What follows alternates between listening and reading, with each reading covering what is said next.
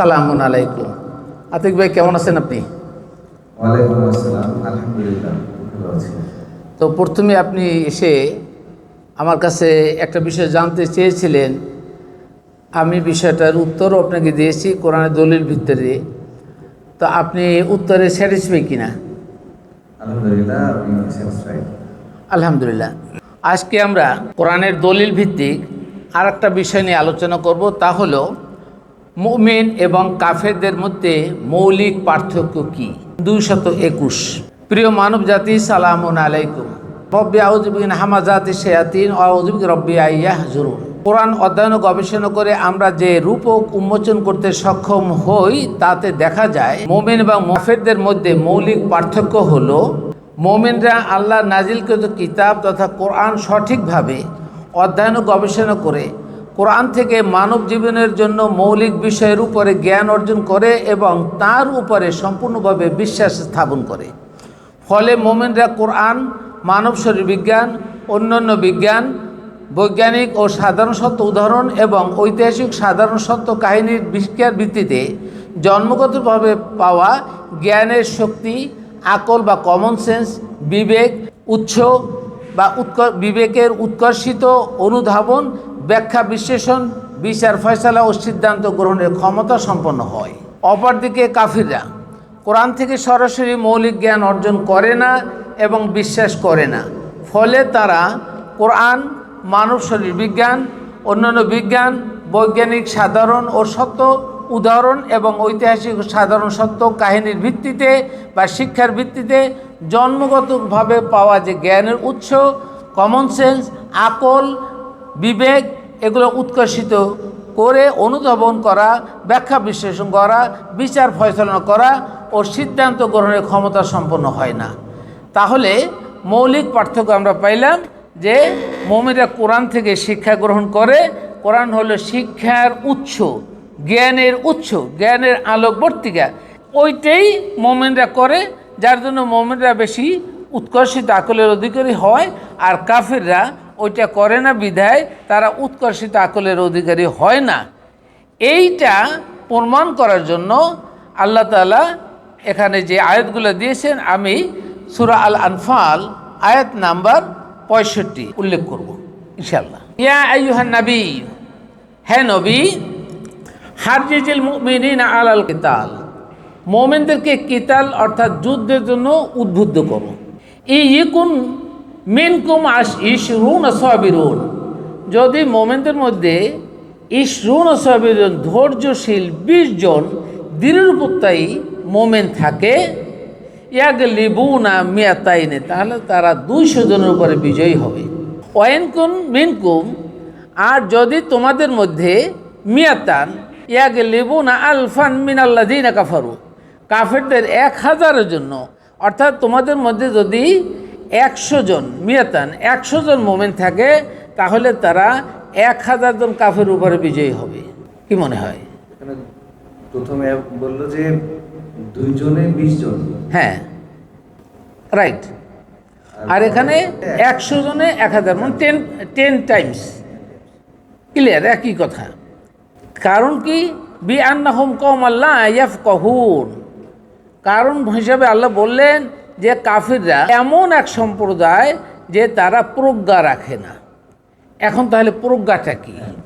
আল্লাহ তাআলা মানুষের মধ্যে যে প্রথম যে জ্ঞানটা দেয়, অর্থাৎ ভ্রূণ অবস্থায় মানুষ যখন মাতৃগর্ভে জায়গোটে পরিণত হইয়া মানুষ হিসেবে, অর্থাৎ স্ত্রীলিঙ্গের থেকে ডিম্বাশয় এবং পুরুষ থেকে শুক্রাণু যখন নিষিক্ত হইয়া একটা মানুষ হিসাবে সূচনা লাভ করবে, তখন যেন আল্লাহ তাআলা ব্রেনটা যখন দেয়, তখনই ওই যে জ্ঞানটা আল্লাহ তাআলা ইলহাম করেছেন, যেমন সূরা আশ-শামসে বলা আছে, ফাআলহামাহা ফুজুরাহা ওয়া তাকওয়াহা, আল্লাহ মানুষকে না, প্রত্যেকটা প্রাণীকে ন্যায় এবং অন্যায় বোঝার ক্ষমতা আল্লাহ ইলহাম করেন।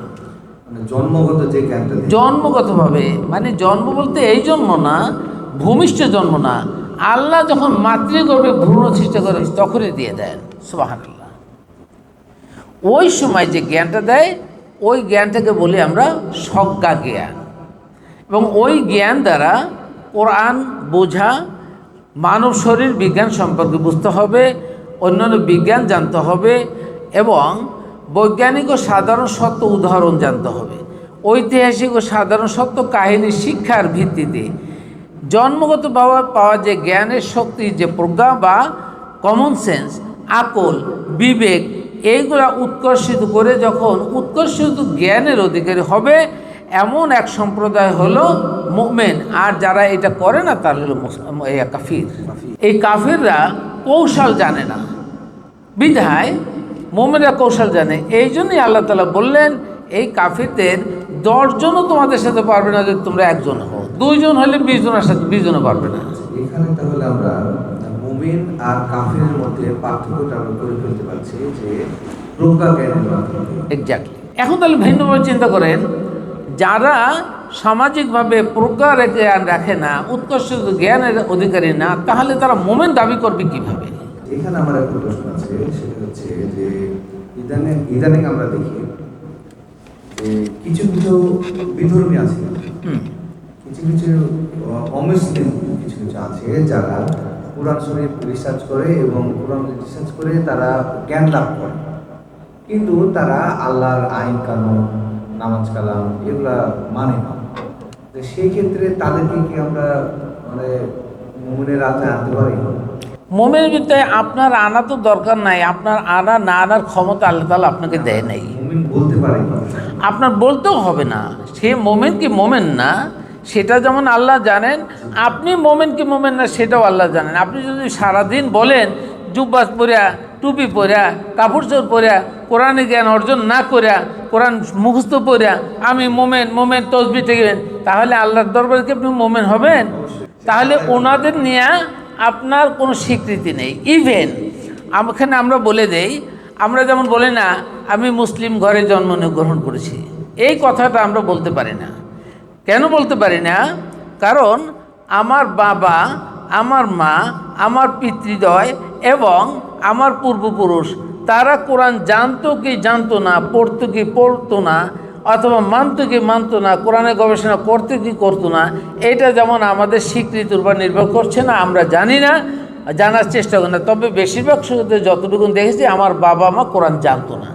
যে বাবা মা কোরআন জানতো না, যার বাবা মা কোরআন জানতো না, সেই বাবা মাকে আপনি কিভাবে মুমিন হিসাবে বা মুসলিমের ঘরে জন্ম নিয়েছেন এই কথা বলতে পারেন?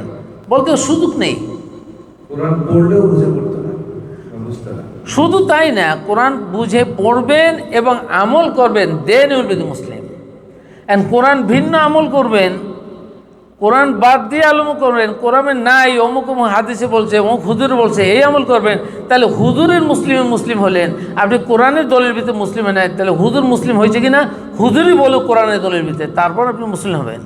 বিষয়টি অনেক জানা বা বোঝার আছে। আজকে আরও কিছু জিনিস আমরা এখানে আলোচনা করব। তেজন দেখেন, আল্লাহ এই জন্যেই একজন মোমেনের দৃঢ়প্রত্যয় মোমেনের উপরে বলা হলো 10 জন কাফেরদের উপরে বা 10 টাইমস তাদের উপর জয়ী হবে, দৃঢ়প্রত্যয়। কিন্তু আল্লাহ তো জানেন যে আমরা কতটুকু মোমেনের দৃঢ়তা অর্জন করেছি বা ধৈর্য ধারণ করছি, এটা আল্লাহ ভালো জানেন। এই জন্য এই 66 নম্বর আয়াত অর্থাৎ পরবর্তী আয়াতে যেটা আল্লাহ বললেন, আল্লাহ খফফাল্লাহু আনকুম ওয়া আলিমা আন ফিকুম জয়গা। এখন আল্লাহ তোমাদের বোঝা খফফ মানে হালকা করলেন এবং তিনি জানেন যে তোমাদের মধ্যে দুর্বলতা আছে। কি দুর্বলতা? এটা কি শক্তিতে? শক্তিতে দুর্বলতা থাকতে পারে, সেটা অন্য জিনিস। কিন্তু এইখানে যে দুর্বলতা হচ্ছে জ্ঞানের দুর্বলতা, কোরআনের জ্ঞানের দুর্বলতা। কোরআনের জ্ঞানের সাপেক্ষে যে প্রজ্ঞা জ্ঞান এবং উৎকর্ষিত আকলের অধিকার, সেই দুর্বলতা আছে। এখন আল্লাহ তোমাদের জানেন যে তোমাদের মধ্যে জ্ঞানের দুর্বলতা আছে, তাই তোমাদের উপর থেকে বোঝা বা মানসিক চাপ কমাইলেন। কারণ তোমরা যদি 10 জন 20 জনের আগে সে যুদ্ধ করো, তোমরা তো ভয় পেতে পারো। এই জন্য সে জানার পরে যেটা বললেন সেটা হলো এটা, ফাইন ইয়াকুন মিনকুম মিয়াতুন সবিরান, আর যদি তোমাদের মধ্যে 100 জন ধৈর্যশীল দৃঢ়পদ যোদ্ধা থাকলে তারা 200 জনের উপরে জয়ী হবে। এখন কমাই দিল, আগে ছিল 10 টাইমস, এখন 2 টাইমস। কারণ আল্লাহ জানেন তোমরা এত ধৈর্যশীল, এত প্রজ্ঞা জ্ঞান তোমরা এখনো হও নাই। ইয়াগলিবুনা মিয়াতাইন, তারা 200 জন বা জয়ী হবে। ওয়াইন ইয়াকুন মিনকুম আলফুন, যদি তোমাদের মধ্যে 100 জন যুদ্ধ থাকে, ইয়াগলিবুন আলফাইনি বিইজনিল্লাহ, তারা আলফাইনে 200 জন যোদ্ধাদের উপরে অর্থাৎ কাফেরদের উপরে জয়ী হবে বিইজনিল্লাহ, যদি আল্লাহর অনুমতি সাপেক্ষে। এখানে দেখুন, আপনি যে যুদ্ধ করবেন কি করবেন না, এই আল্লাহর অনুমতি বলতে আল্লাহর অতাৎক্ষণিক অনুমতি, অর্থাৎ কোরআনে যে যে ক্ষেত্রে আপনার জন্য যুদ্ধ করা ফরজ করেছে এইটা জেনে বুঝে আপনি যুদ্ধ করবেন। কিন্তু আপনি বিএনপি আওয়ামী লীগের ওই দল বাঁচানোর জন্য একজন উপরে আরেকজন যুদ্ধে ঝাঁপাই পড়বেন, এইটার জন্য যে আল্লাহ বিইজনিল্লাহ বলবেন আল্লাহর অনুমতি, এখানে আল্লাহর অনুমতি নেই। এখন যুদ্ধটা আমাদের জন্য কতটুকু ফরজ, এটা নির্ভর করবে কোরআনের জ্ঞানের ভিত্তিতে যে ক্ষেত্রে যুদ্ধ করতে বলা হয়েছে সেই ক্ষেত্রে এটা উদ্ঘাটন রূপক বের করতে হবে।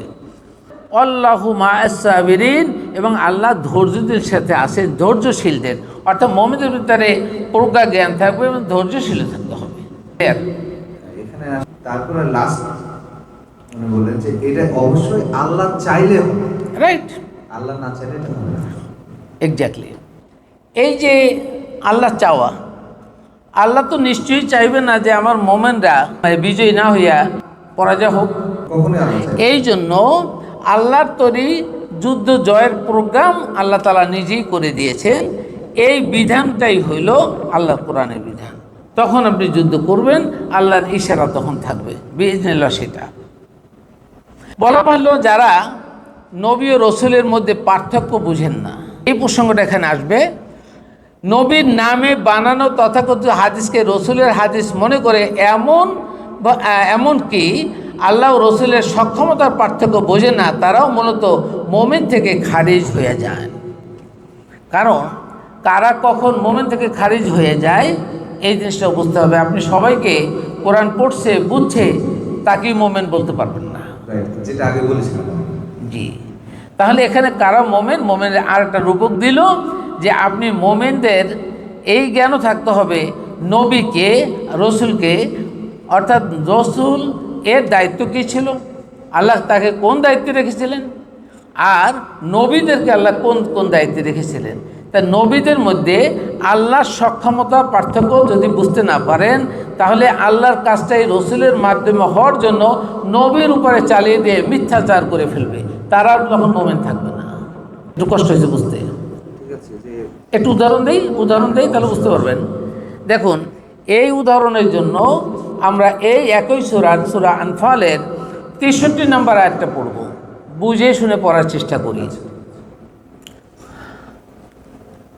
ও আল্লাফা বাইনা কুলুবুহুম, মুমিনদের কলবের মধ্যে, কলব কিন্তু এখানে না, আবার ভুল করেন না।